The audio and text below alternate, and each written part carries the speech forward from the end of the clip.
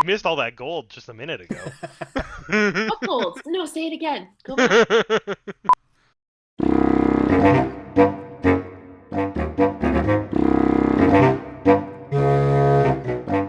Hey, everybody! Wow. Hi. Yeah, so this is Performance Check.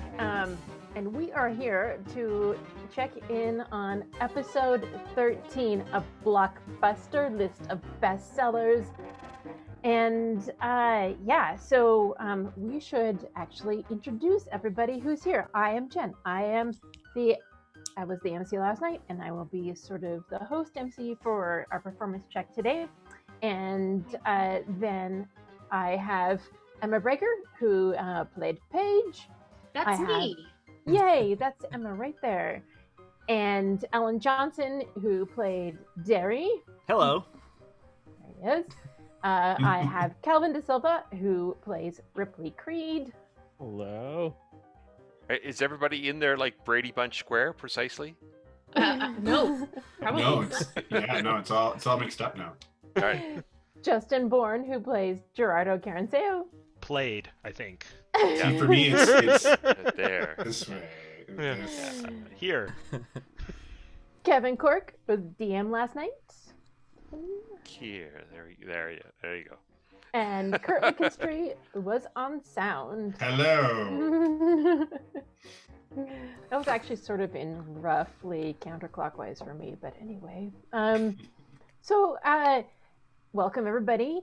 And I think today I would like to give us a little bit more of a free form. I mean, we're going to go in order and all that kind of thing, but I will give you each 2 tasks. One is to describe something during the game that surprised you, either as a character or a player. And then I would like you to deliver 1 rose. It can be to someone specifically, or it could just be like to the evening's events in general, for something that you really enjoyed.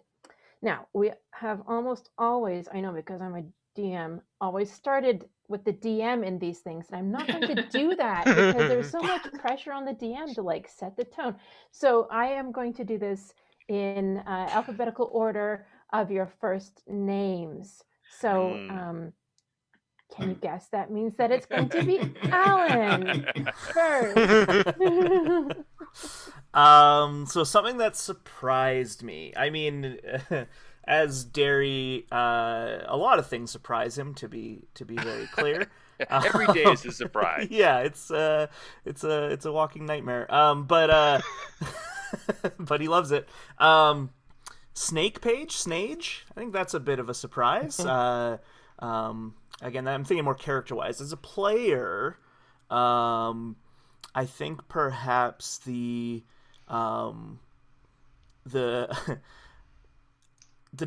like disappearing or exploding of buildings very much surprised me, as it was very sudden to me. Where it's like, oh, there's a weird mystery with these robot people walking into a wall. Let's try and solve it. Here's some cured meat. Maybe I can move them. And then suddenly, kablam! The apocalypse. The apocalypse begins, screaming in the background, and it was very overwhelming, which obviously led to some very good action. But that was definitely a huge surprise for me. I want to give a rose to Wilhelmina, the little robot child, for one of my favorite parts was when she said, I was told by my parents not to accept dry cured meat from human barbarians. Which again, I maintain a very specific request from my parents. Yeah. Which I loved. So that is, I'll probably think of more later, but Yeah, did Snake Page like surprise you because she turned into a snake, or about how much she inhabited the role? What was... It was, I mean, again, as Derry, like for the character, it was, I had seen her turn into a tiger before, and I don't know if anyone recalls when that first happened. I tried to hit the tiger because I didn't understand it was Paige. So at this point in Derry's journey, he understands Paige can turn into a tiger. And I think if Toad, was it a Toad that one? Yeah, the last time. Yeah. So now it's a snake as well. So like every time it's a surprise. Every time it's a new animal for him, because in his mind it's just like, oh, she can turn into a tiger. Oh, she can turn into a tiger and a toad. He's not fully grasping that she can turn into animals. I said in the intermission yesterday that Paige and Derry need a side episode where we can just talk about plants and animals and play with otters. Yep, We have Trax. so much I in think common. Trax should come back. Okay, so next up would be Calvin. All right. So something that's, I guess the thing that surprised me the most was to go off of what Al was saying is the the sheer collateral damage in this episode. I was not prepared for that. It felt like we were like getting into I compared to a bigger Marvel movie where it's like Nice. where it's like we start A bigger Marvel movie. well, Excellent. it's like, not like one of the standalones, but like an Avengers level event where it's like, oh, suddenly like cities are being destroyed, and like we really need to get our asses in gear to figure this out. So that was surprising and challenging, I think, as a player. I kind of figured out that it's like, oh, like we need to keep moving or else this is just gonna keep happening. So that was very dramatic. And yeah, I think I'll give a rose to Kevin. One of my favorite parts about D&D is when we lean into the silliness and the part where we were just poring over this brochure that Ripley got and just coming up with coupons that we can clip out of it was great. That was fantastic. Yeah. And it was a good juxtaposition for the destruction of the city. Yeah. Nice brief bit of levity. Yeah, how many of those coupons are valid now? I don't know. Yeah, I definitely wanted to check the expiry dates on that. Yeah. Oh, they're all today. All right. Well, now we will move to Curt. Something that surprised me was I had a little bit of behind the scenes knowledge of what was going to happen. I knew there was going to be some things that were exploding. What? But I didn't know that would be Kyler's mom's place. I didn't know that was going to be Paige's forest home. So I was like, what is going on? why are all our players suffering as a result? But it added such a great level of tension and I think further things to build on down the road and further things to role play. I'll give a rose just because I thought it was quite clever and also somewhat out of their character's personal what they would normally do, and that was Gerardo. When you guys were all searching Kyler's parent, for his mom's, any son of his mom's, he said, look for any inhalers. And I thought that was that was so good. It was so clever. I will say for myself, one thing that kind of was lovely was I had prepared some music that I was like, I don't know if this is going to work. And it just so happened, just the way it played out, because the piece of music that I found, I really loved it because it was, it sounded a lot like the theme song from Run Lola Run. And I just thought, this is just such a cool piece of music. And then the chase scene happened. And I was like, oh, this is this was written for this. So I just started playing it and I was like, this is great. So yeah, and that was my little really jam. well. Yeah, Nice. it was good. A little sort of underlay. Kurt, there were a couple sound cues that I'm like I feel like you got the explosion before Kevin said it. I had my finger on the hotkey, what's boom. And I just was like, it's gotta happen now. Yeah. Those are so was good just when like- that works. Mm. Yeah. Yeah. The timing is always the challenge because you're trying to figure out do I wait till the DM is finished saying, or do I want to start it now lead so with that it, what they're saying impacts what the sound has done. So it's always like a fun little improvisational moment for sure. So that would lead us to Emma next. I'm the next letter. Yeah. Yeah, surprise. I spent the whole episode yesterday surprised and distressed. It was a rough. As long as you had fun, that's the main thing. Did I have fun?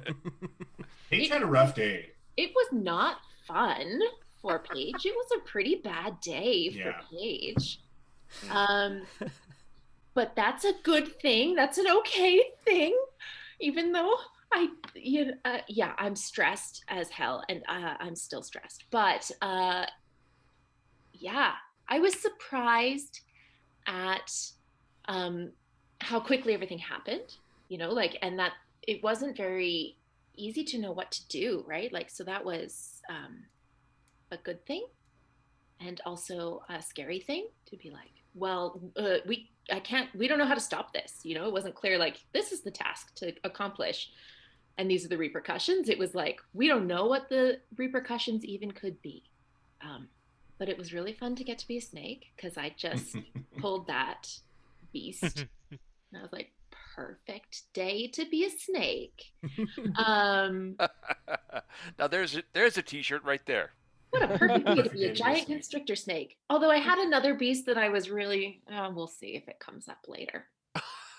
I have limited experience in this particular campaign encountering beasts, right? So I've got to use my imagination to see how I would flavor these things. So Right. What else comes up?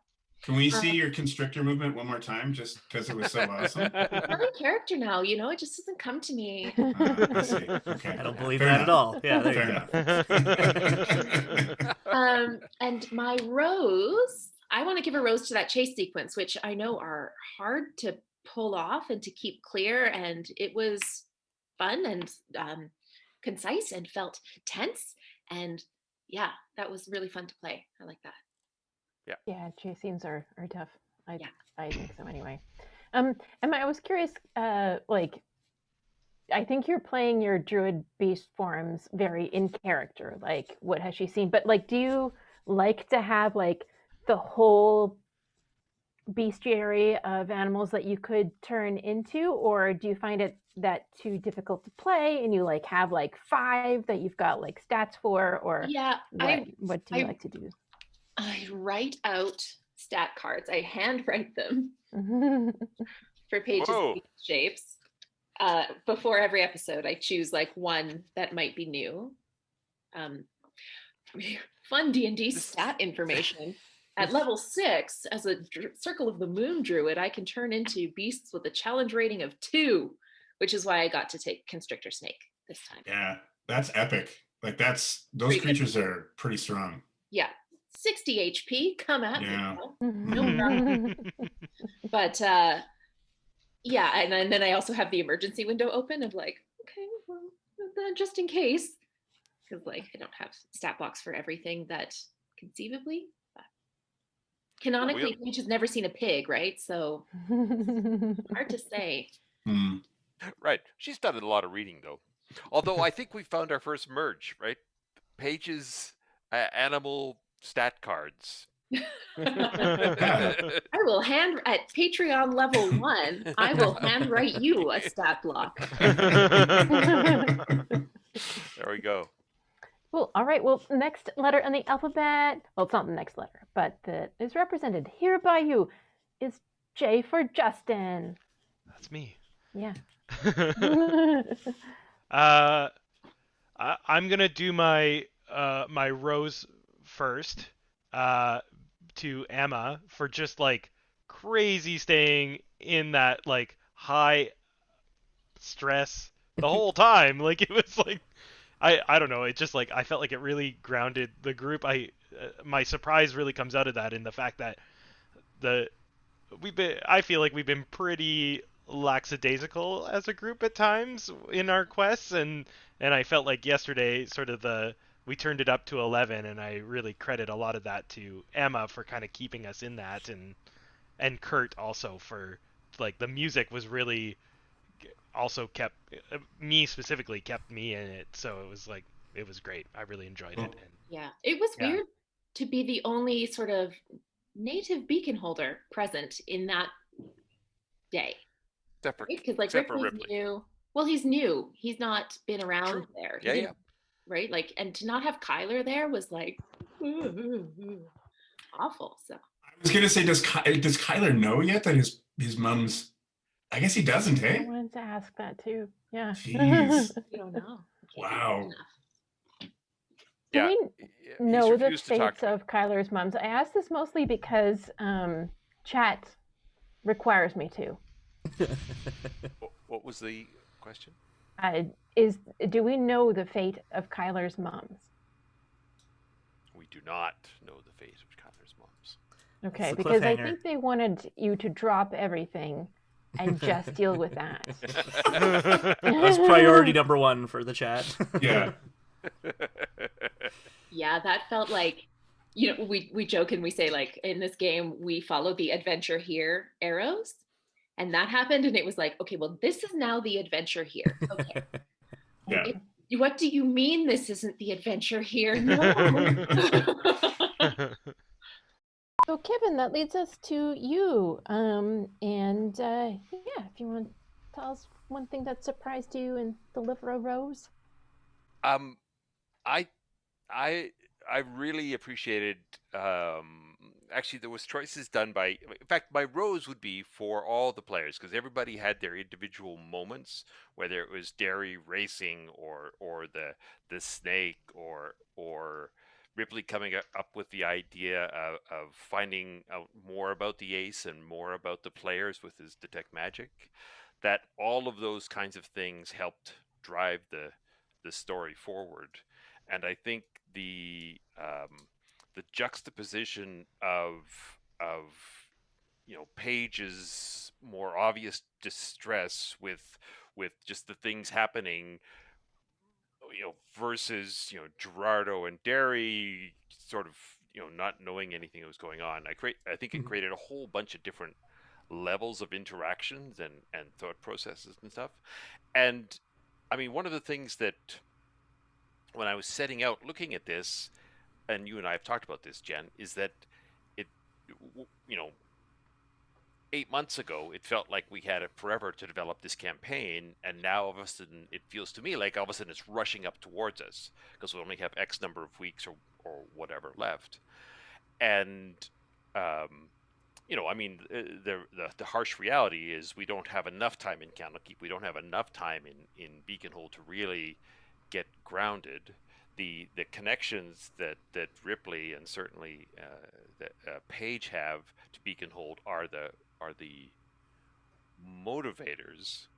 But I decided, I couldn't sort of go the mystery route because I wanted to be something distinctive from what you guys had gone through with Candlekeep, and not that I'm not trying to label it in any one direction or the other. And also, I wanted to have something big so that they could feel, because what we're talking about really is the end of knowledge, and for the other worlds that have winked out of existence, or at least winked out of enlightenment, this they've been. I wanted the players to experience something of why the Sphinx were so worked up about trying to keep this creature or two creatures or two aspects of the same creature out of the world. So it and then I actually loved the fact that there was things talking about the coupons and that kind of stuff. And then I love the fact that Paige, of course, would want to go. Of course, she would pick up the little girl. Of course, she would want to go see what's happened to her friend's family.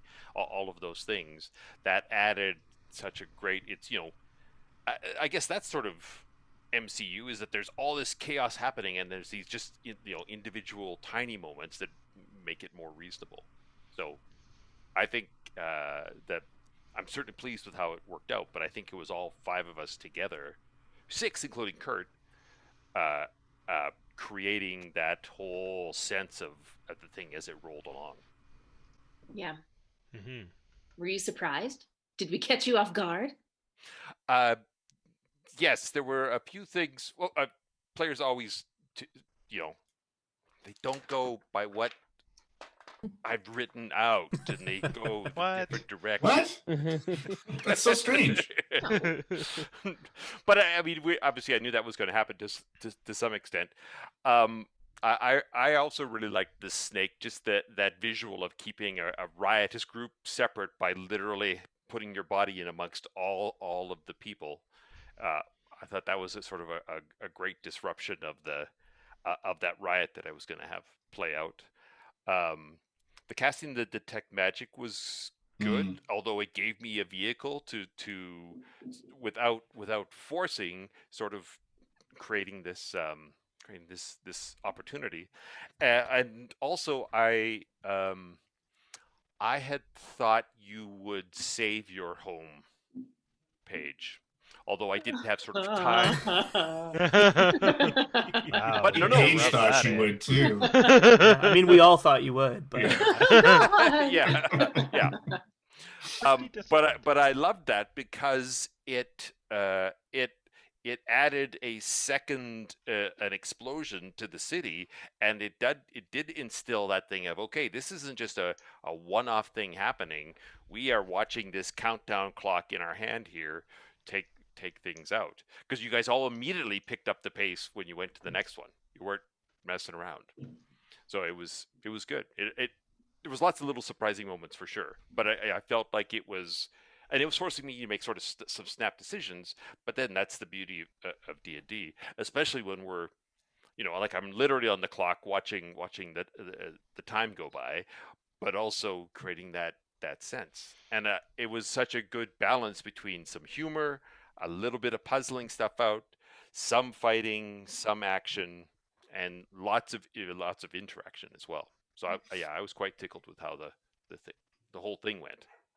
And Curt, I do want to, I don't want to de-emphasize the adding of different bits and pieces in terms of the explosions or the Ginsu knives that I was teasing you about, all that kind It's of all stuff. good. Like I love that kind of stuff.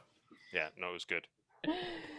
Okay, so it might not be apparent to the audience, and most of this work goes on behind the scenes, but we use both a working agreement and multiple role-playing game tools, such as lines, which are elements that do not exist at all in our game world, so like behind a line, and veils, things which might exist but are dealt with cautiously. So often sort of behind a veil, they're not dealt with in detail on screen, although there's different things that we might have in our working agreement for what a veil actually means for a particular topic or issue or item.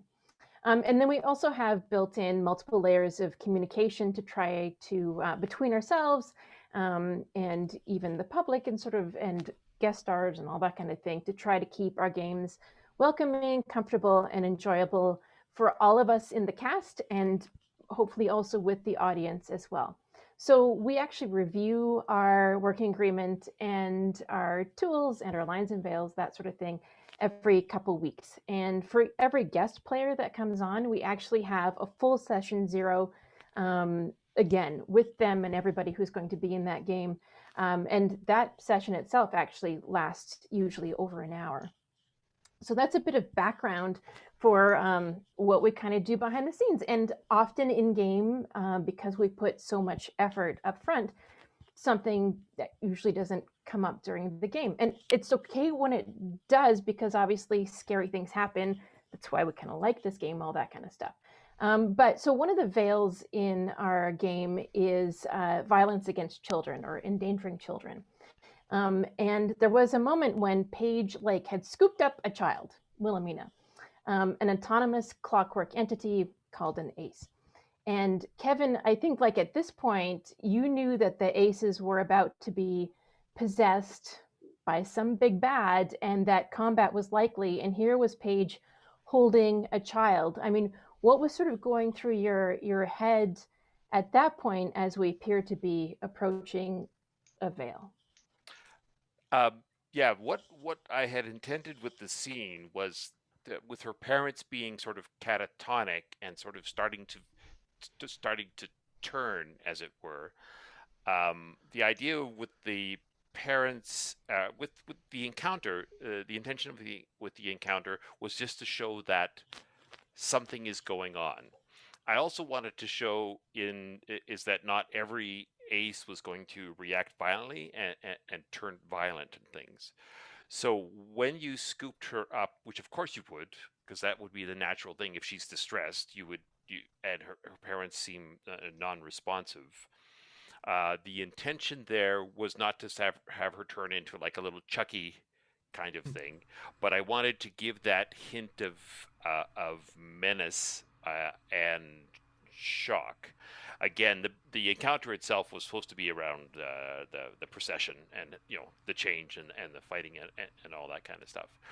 However, when I had the little girl sort of get taken over by the administarius, I think I had her like grip you tightly or grip. Yeah, she started to squeeze me. Right. And again, the intention was to have you sort of set her down. I assumed you wouldn't attack her, that you would hold her off and you would see this sort of little howling creature. But it was a good nudge that you did, Jen, in the moment, because it was just about okay, let's get this kid out of the action, not continue with this, whatever was going to go on at that time, because in retrospect, I mean, I know obviously I know Emma well enough that I assume she's not going to use her snake head to bite the head off the little girl, but she could have. So there would have been potentially something like along those lines. The nudge was good for me, just to sort of wrap up the scene rather than extend the sort of wildness that this little poor taken over little girl was feeling. I'll maybe jump in there because you mentioned the nudge. So one of the things that we have open, in addition, like we have some of the usual tools, like if something happens and we just need to stop play, we can literally say, can we stop, or just discuss what's happening. We're always free to jump out of character, or we like give an X symbol for like, we need to stop play, please, and discuss what's going on and whether we need to redirect the game in a place that's safe and comfortable and fun for people. But another thing we have is, I don't know, because maybe we have such a performance sort of focus, is if we feel uncomfortable about doing things very openly, we have a Zoom chat for us, which doesn't usually get used for much other than whether the sound is too loud or something like that, right? It's tight. Right. Or Kevin, you're taking too long. Yeah. Yeah. We can hear you breathing. Yeah, right. So at that point, when I was like, is this robot child going to turn evil and Chucky on us? And so my anxiety was being raised a little bit by that, which is good. And at that point, I was like, well, I'm going to put something in the chat and just say, we're all aware that violence against children is a veil in this campaign. Is everybody feeling okay? And sort of as a reminder. So that's what I did. And I hope that worked for everybody there in that moment. And whether we need to review other methods, we have a couple other tools in our toolkit that we might use, but that's what I chose in that moment. Oh, yeah, I think it worked perfectly because everybody sees it. It was just a good reminder. And again, I was working with Paige holding the child, which I hadn't thought about, which I should have thought about, because that is totally, like I said, totally justifiable. So it was just a good nudge to say, oh yeah, just set that aside and get onto the actual thing, because this isn't even really driving the plot. This was just sort of set dressing, right, for the rest of the thing going on. Right. Yeah. Right. Yeah. And veils by their nature are a lot harder to deal with than minds, right? Because we have this veil, but we don't know what it really means until sometimes we're in it. Right. Yeah. No, I think for me it worked perfectly. Yeah. Just as a poke. Yeah, we allow for veils because we allow for them to be plot hooks, right? Or to be sort of indicators of this is the evil or the thing that you're supposed to deal with, right? So I think the tool was a success. We achieved what we wanted, and we sort of handled it. Yeah. Yeah, and we didn't have to come out of character and stop. We didn't cross anything. Yeah. Yeah. Right. Yeah. Yeah, I think also for me, like I was feeling some similar anxieties to you, Jen, as it was happening, and so I appreciated your nudge, so I didn't feel like I was alone in that, and so, but I also it was a small anxiety, but still there. But I think the only reason I wasn't like super anxious is because knowing this kind of group of people and knowing the cast and that kind of thing, and even just knowing the characters, like. There was never a fear that, like, Paige, for example, would attack the child. There's never a fear that Derry would attack the child. Even Gerardo, he's a curmudgeon, but, like, he's still a good guy at heart. You know what I mean? Like, he's not going to be like, oh, let's just get her. Like, there's, so... So, like, I think that helps a lot, like, because I've played campaigns where there's, like, more quote-unquote evil characters in the party, and so that's where it could be more of a fear, right? But at least with our cast, everyone's pretty much, as far as I know, not evil. Yeah. So. I felt safe knowing we had the working agreement there, and it was like, well, okay, we all agreed we weren't gonna. Yeah. We all know this, so we will find a way around this. Good job, everybody! Way to roleplay safely. No, it's something to be celebrated, It like is. Yeah, totally. Yeah. So. Yeah. And I do want to sort of talk again. I'm glad the characters were sort of getting swept up into the chaos of it, because I think we are trying to build towards something, and Jen and I are going to have further conversations about what that builds towards. But I like the. We are getting into that rising, moving towards some sort of climax situation. So it was good. Yeah. Exciting times ahead. So I'm hoping that the audience stays on this ride with us. Join us on YouTube. Get in on the ground floor on our YouTube channel, and watch us live on Twitch. If you've got any concerns, our email address is d20initiative@gmail.com. And thank you so much for tuning into Performance Check. Thanks. Thank you. Jen. Thanks, everybody. Now you wave. Everyone. Keep waving. No, yeah, waving. Waving.